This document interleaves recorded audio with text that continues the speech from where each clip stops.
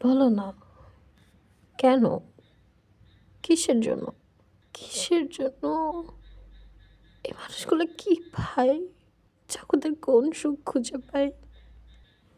জগতের কোন সুখ তাদেরকে বিমোহিত করে রাখে যে তারা তাদের নিজের করা অন্যায়গুলি তারা দেখতেই পায় না?